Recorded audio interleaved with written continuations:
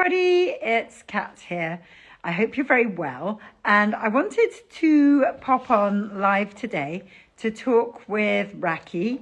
Rakhee Jasani is one of the teachers on Movement for Modern Life, and she used to work with our gang too. And her amazing strength, as well as being a fabulous yoga and Qigong teacher, is she is amazing at journaling. So hello everybody who's joining. So hopefully I'm going to be joined by Rakhee to talk about journaling in just a second. Let's see if I can find her. And the reason why I am talking with her about journaling, let me see if I can just find her right now, because my multitasking skill.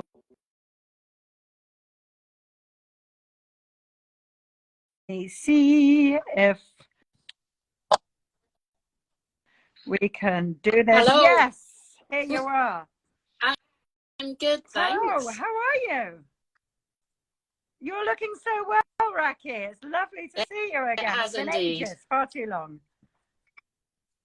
Good, yeah. How's life good. treating you? I'm glad to hear it, because you moved out Indeed. to the seaside, you lucky thing. I did get hailed on today, so it's not all sunshine. Springs and roundabouts, I. We're joined by some of our fabulous movers who I can see are already there. Hello, Andy, Diane. Hello, Main Bengal. Oh, it's so good to see you. And Living with Dogs book, Dylan is there too. So that's great. And we already have some questions lined up. So I was just introducing you, which is you are amazing. And what I found about you is your journaling prompts are just really, really smart. And I know that you yourself have got a journaling practice. Will you start by just telling me a little bit about your own personal journaling practice, Rakhee? So that are times, as with all our practices, that I lapse, but I have had a fairly consistent journaling practice for quite a while, and the way I got into it, which is the way I think a lot of people find it, is was through This Way by Julia Cameron, and I have done that a couple of times, and I don't think I've ever got through the full 12 weeks, but what I did do were a couple of the tools she suggested, and one of them was morning pages, and I still do a version of that because I found it really helped. And after the first time I did it, I kept it up for a while, and then I kind of stopped, and then I used to feel really muddle-headed, and so I found the two practices that work really well for me and that go hand in hand are journaling and meditation, and they in some ways they sound similar, and in other ways they're kind of like opposite each other, but I find that I quite enjoy doing them kind of together sometimes, and I play around with which first, the chicken or the egg, the journaling or the meditation, and I still, because I often do the journaling as a first thing in the morning practice, I sometimes do that and then meditate, or I meditate, which can kind of still and clear my mind and bring things up that I can journal about. So that's kind of basically practice. I started out with the Artist's Way thing, the morning pages thing of writing 3 pages, but then recently I've just been setting a timer for 15 minutes, which keeps me focused, not distracted, and a lot down. And then if it's really juicy, I write a bit more, but it's very banal most of the time. It's quite often I'm writing lists or thinking about, even though it's first thing in the morning, what I might have for dinner. But it really does help to clear some of the muck, a bit like meditation does. So that's my own practice. And then I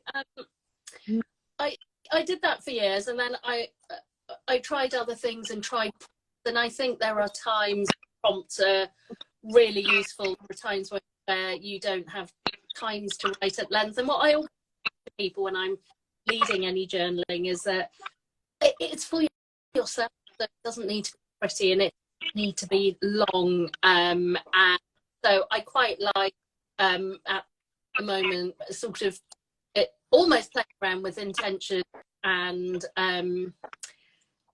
themes as well. So themes for a week, you know, what I'd like to explore for a week, which then feed into other practices, other things, just, you know, life. I think, you know, sometimes those words just pop into my head, which sounds kind of I'm not talking about big downloads here. It's just sometimes I just think, oh well, it'd be quite interesting to explore that, or, you know, think about things like curiosity or playfulness, and then that becomes like the thing that I explore both with my journaling all week, but also just, you know, going about life.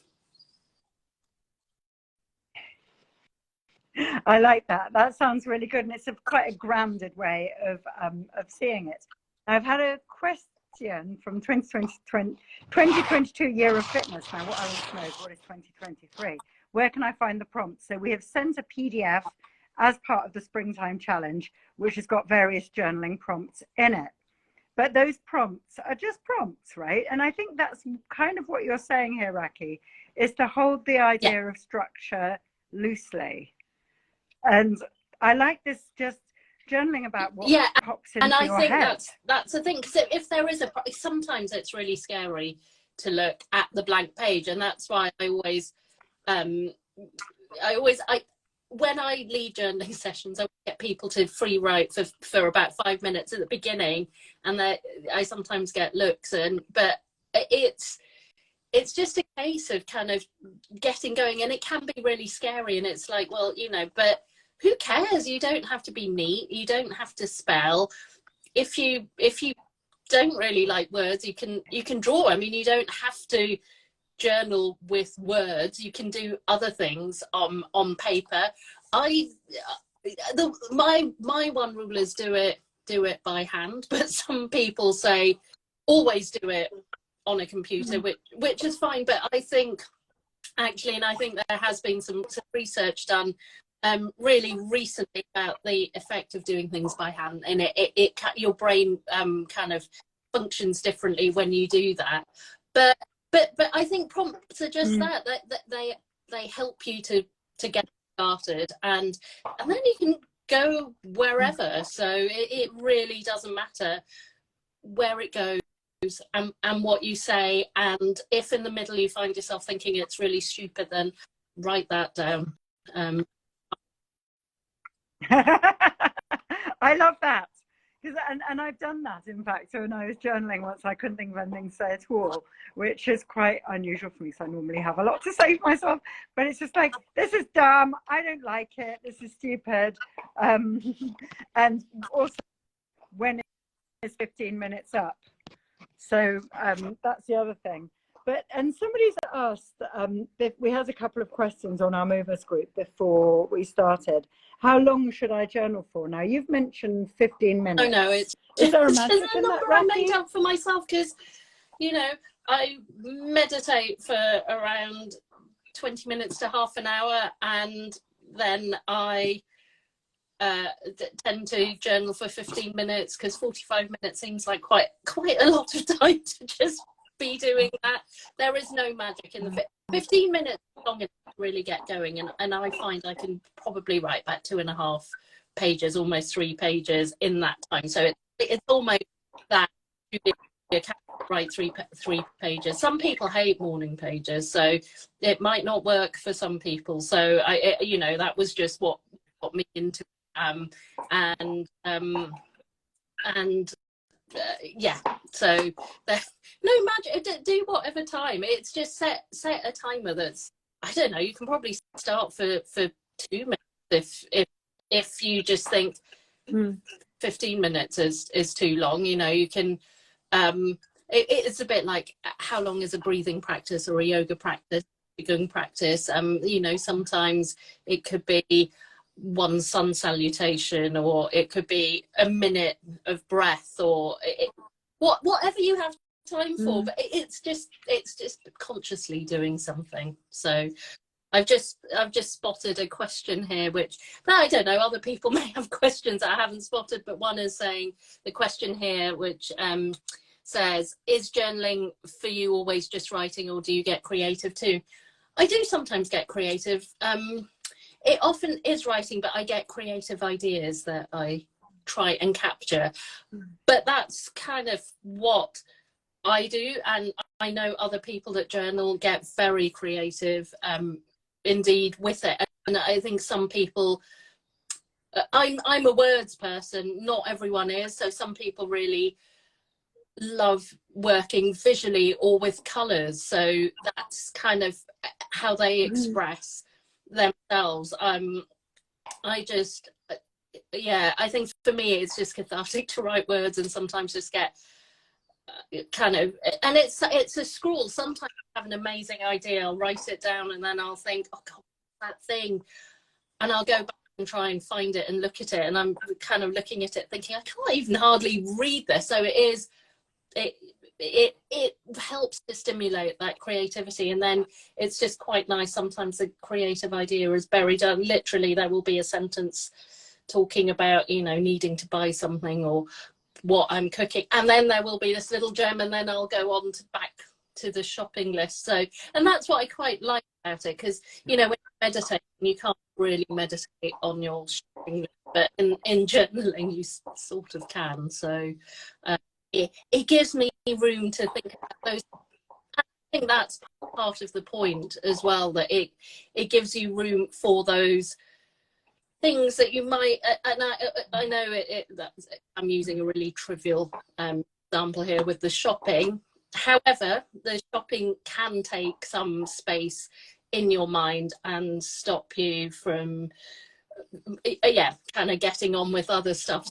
So it's good to have somewhere you can just get it down. I think it's really useful also to capture all sorts of other nonsense things that you know, other things that you might need to do that aren't. I think everyone has such big to-do lists, and there's all this stuff that they kind of carry, which is some other kind of to-do list that isn't perceived as an official to-do list, or a, you know, a work thing, or a, you know, it's just their kind of, I don't know, their dreams or goals or whatever, that to-do list. It's a really good way of just sticking that down as well. So, but yeah, I think just summing up with that question about creativity is, it's a brilliant tool for creativity, and I think you should get as creative as you like. I get creative with words, and I mean that's just my thing, but yeah, you don't have to use words, and you can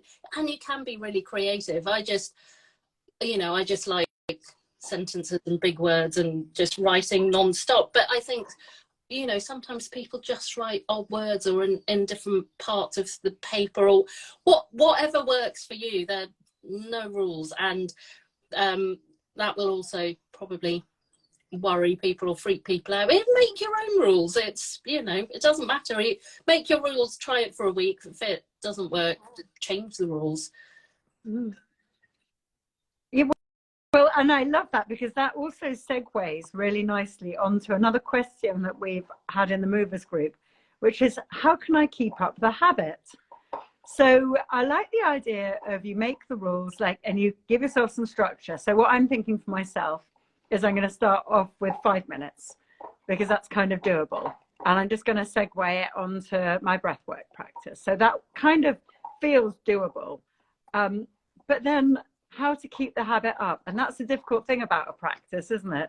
Because I've definitely find that my practices come and go. I think the meditation teacher Martin Elwood, who often says 100% commitment, 100% forgiveness. It's fine if you don't like keep up for, you know, we don't are teenage clothes forever necessarily. It might be something that comes and goes. I think it's probably worse to beat yourself up about it. I mean, I think if you're trying it out, you're going for it, then like, give it give it some time. Like, don't just try it for a day and go, well, rubbish, and walk away.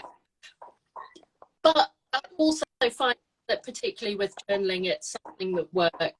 Sometimes you really need to do it, and it works really well, and then it might be that it lapses and you pick it up again. So, and I think I mean I know I do that, and to begin with I used to really like kind of beat myself up about it, and you know, but it's hard. I mean, like how much of, you know, whatever you're doing for yourself can you actually do in a day with absolutely everything else that you need to do. So otherwise, right? it wouldn't be lovely, but that, because you know, if you were to do a really long movement practice of, you know, whatever sort, and then some breathing and some meditation and some journaling and then something creative, and you can't. So some days you just can't, and you forgive yourself and you move on. And then sometimes it's not right. Sometimes you need to do something else. I mean, I know a friend saying, oh, very guilty, but at the moment it's just like I feel like I need to go outside. And it was like, yeah, well, it's fine. Then go outside. You know, if that's your practice to go and walk outside, fine. But do something. It doesn't have to be one thing, and then come back to it when it feels right. Yeah, that sounds like a really good piece of advice, is to not beat yourself up over it. And for me, what I've found I'm just going to share this about the habit. What I've found to be absolutely a life changer is to segue my habits onto each other. So my coffee in the morning habit is a strong habit for me. And the minute I realized that I can do other things with my coffee in the morning habit, that changed everything. Because before I thought, oh, I can't have a morning meditation practice because that means I'm not going to have my coffee practice. And now I see it as my coffee practice. So I have my coffee practice, then my breathing practice, and then my journaling practice. I do something really similar. So I make a cup of tea, and then I sit to meditate. So, but yeah, it is good to have that, and so that the two things do become kind of linked. That's really helpful. Yeah. And we've got Diane. I last journaled in 2020, looking forward to picking it up again. 5 minutes will be her starting point. Yeah, I think that's a good starting point, Diane, and I'm looking forward to hearing how you get along with that. We've had another really interesting question, which is a very existential question here. How can I connect with myself? Well, yeah, it's a good question. And I would, and it's interesting because I'm doing a community class for Movement for Modern Life in May, and the theme I came up with that was connection. So, yay! How can I? Well, it depends on.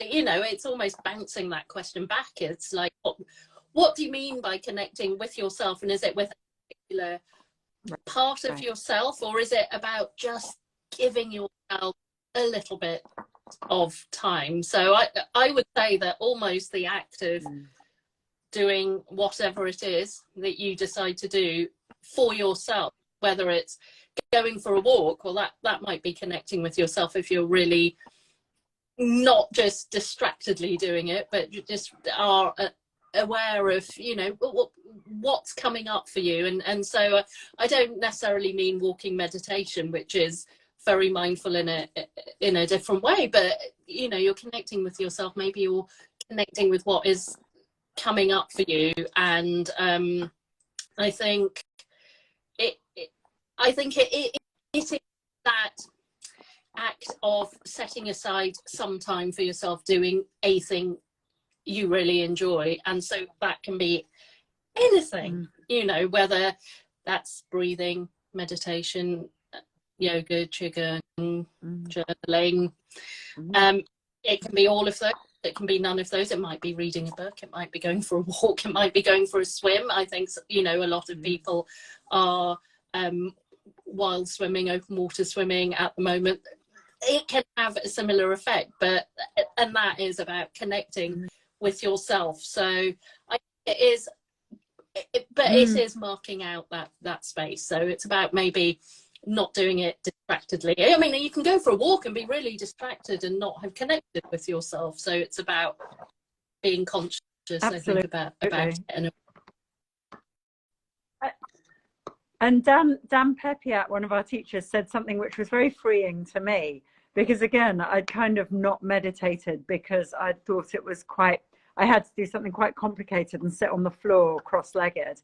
And he said, oh, sometimes I just get a cup of tea and I sit quietly and I'm just with my tea. And I thought, oh, wow, tea can be meditation absolutely too. And I think now that's how you connect with yourself. I've just spotted another question saying, do you meditate then morning pages, or vice versa? What do you suggest for a newbie? I would try it both ways round. I don't know the answer. I do both. It depends on the morning, which sounds like a totally cop-out answer, doesn't it? But I really do it both ways round. I think quite often more recently I will meditate then do more morning pages, but not so long ago I was doing it the other way round. I switch again. It's just what kind of serves me and what I want to get out of it. I think if you meditate then do morning pages, you'll find that what you're doing is reflecting a little more on your meditation. So what you might end up with is more of a meditation journal. If I do the morning pages first, it's just whatever blur is going on in my subconscious, you know, first thing. I sometimes don't get round to doing the morning page because just things happen, don't they?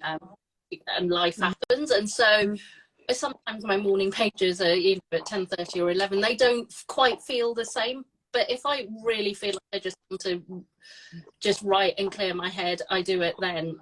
It all feels different and it's all interesting. So I try whatever works for you. Might want to try in the evening. I think we so when we've talked about gratitude in the past, Kat, we've often said that like kind of it's a good thing last thing at night, but it can be a top and tail practice as well, that you think about what you're grateful for first thing as well as last thing. So some people love journaling last thing, some people don't. So it really is like, see what works for you. I think they all have kind of different modes of interest. So I think in the morning I do find is a wonderful way of just like literally getting all the gunk out. It's a bit like brushing your teeth or having a shower, but some people find last thing at night works for them. It kind of clears their head before bed. I find that trickier because I find it just makes me a bit churny. So I don't meditate just before bed, and I don't do that. I might do something like a yoga nidra, which is something very different if I really need to kind of chill out. But I find actually doing something like journaling, I'll then just think about things. So yeah, try it out. Yeah, it's interesting. And I think it kind of also depends on the kind of mind that you have, because I'm thinking that if I was meditating and then journaling, because I've got a really badly tamed mind, I think during my meditation I'd probably be thinking about the things that I was going to write about, and I think that might be more of a hindrance. Whereas I'm going to start tomorrow morning, I'm going to try writing first, and like say just getting the gunk out, maybe writing my dreams or writing whatever is sort of that very first thing, because I know that sometimes when I'm sitting quietly in the morning and doing my morning practice, my head's thinking about, oh, I've got this and this and this and this and this, and then I go, oh God, I've got to go because I've got to do all those things. Whereas if I'd have maybe put it on paper, it kind of feels like it's more in control, so it's more compartmentalized. So it's like, okay, that's that thing, it's not going to go anywhere.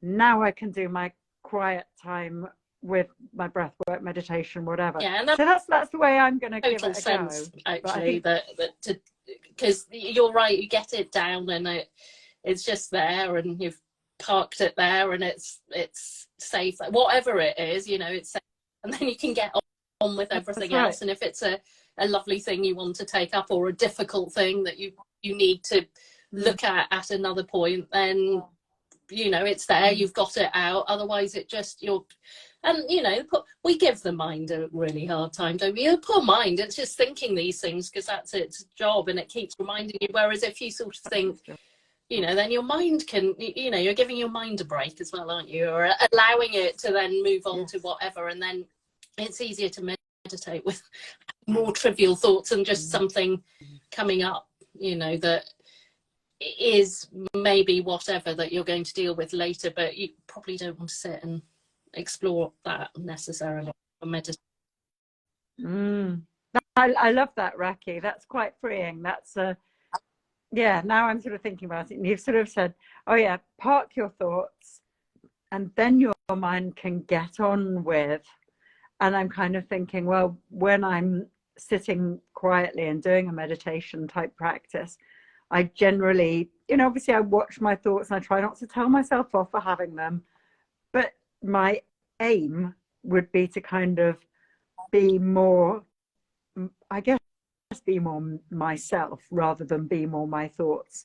And knowing that my thoughts are somewhere written down safe, like I don't need to keep turning them. And that might be a thing. You know, once you've allowed the churny thoughts to have a space, and it, you know, it might be if those thoughts just still keep coming back in your meditation, then maybe they're worth looking at in that practice.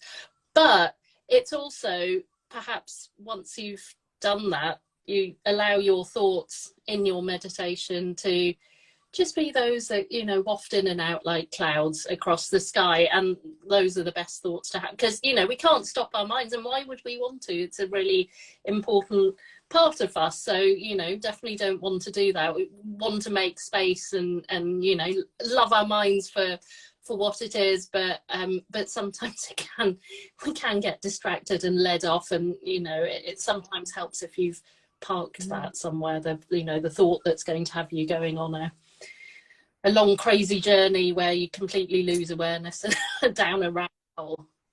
Yeah no, that's really makes sense, and it's really inspired me to get back writing. It really has. Thank you, Rakhee. And I really appreciated the questions from the movers beforehand and some of your questions now. And it's not an easy thing to do, but during the challenge, so we're starting our 30-day spring challenge next Monday. And so during the challenge, we're going to be there. We're on the movers group. If you've got questions, we can always do another impromptu live with Rakhee, or just ask questions. Like, we're all here for you. And I think that just starting off small is the answer. Thank you, Lindsay. Monsoon of Random. Really appreciate you listening in, your questions, your support. Thank you. Rakhee, thank you so much for inspiring us all and keeping us on the straight and narrow. Really enjoys journaling, and that's the final thing to say. You know, enjoy it. Don't, like, if you hate it, don't do it. Well, I remember watching a talk given by Thich Nhat Hanh once, and he said, "Yeah, there's so much suffering in life. Why do we need to add to it by being a Buddhist and meditating? We just get really tight and got to do this." So it's like, do it for fun, you know.